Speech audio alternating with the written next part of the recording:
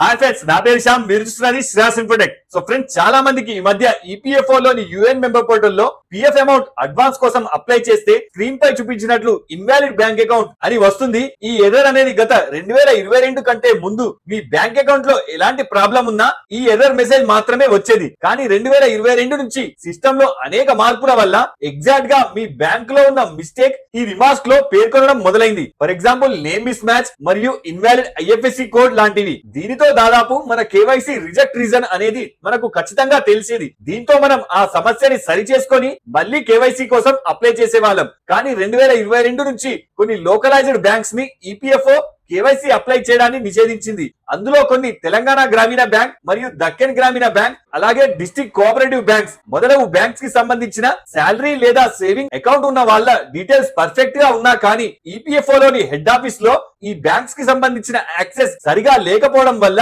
Reject అయ్యేవి. దానికి maintain చేసే రీజనే ఈ ఇన్వాలిడ్ బ్యాంక్ అకౌంట్. ఇక దారి లేక ఎస్బీఐ లేదా యూనియన్ బ్యాంక్, అంటే అప్పటి ఆంధ్ర బ్యాంక్ లో న్యూ అకౌంట్ తీసి కేవైసీ కోసం అప్లై చేసే వాళ్ళం. కానీ 2024 డిసెంబర్ నుంచి ఈ లోకలైజ్డ్ బ్యాంక్ కి సంబంధించిన డేటా కూడా ఈపీఎఫ్ఓ కి యాక్సెస్ అవ్వడం వల్ల ఇప్పటికీ మీ వద్ద ఈ లోకల్ బ్యాంక్ కి సంబంధించిన అకౌంటే ఉన్నట్లయితే నిశ్చింతగా ఆన్లైన్ లో కేవైసీ రిక్వెస్ట్ పెట్టొచ్చు. కానీ అందులో మీ పేరు మాత్రం లేటెస్ట్ ఆధార్ ప్రకారం కరెక్షన్ చేసి ఉండాలి. అలాంటిదే మీకు ఒక అకౌంట్ తాలూకు ఆన్లైన్ లో కేవైసీ చేసి ఇది వరకు వచ్చిన ఆ ఎర్రర్ ఇప్పుడు సక్సెస్ఫుల్ గా అప్రూవ్ అవ్వడం చూపిస్తాను. సో మొదటగా యుఎన్ పోర్టల్ లో లాగిన్ అయి కేవైసీ సెక్షన్ లో మీరు చూడొచ్చు, ఈ పర్సన్ తాలూకు తెలంగాణ గ్రామీణ బ్యాంక్ అకౌంట్ కు సంబంధించి 2022 లో కేవైసీ చేస్తే ఇన్వాలిడ్ బ్యాంక్ అకౌంట్ అని రిజెక్ట్ అయింది. మళ్ళీ అదే బ్యాంక్ కి సంబంధించి సేమ్ అకౌంట్ 21 డిసెంబర్ నాడు కేవైసీ చేసి చూశాను. అయితే అది ఎప్పటిలాగే ఆన్లైన్ లో సక్సెస్ఫుల్ గా వెరిఫికేషన్ కంప్లీట్ చేసుకుని ఎంప్లాయర్ దగ్గరికి వెళ్ళింది. వాళ్ళు దానిని 5th జనవరి నాడు సక్సెస్ఫుల్ గా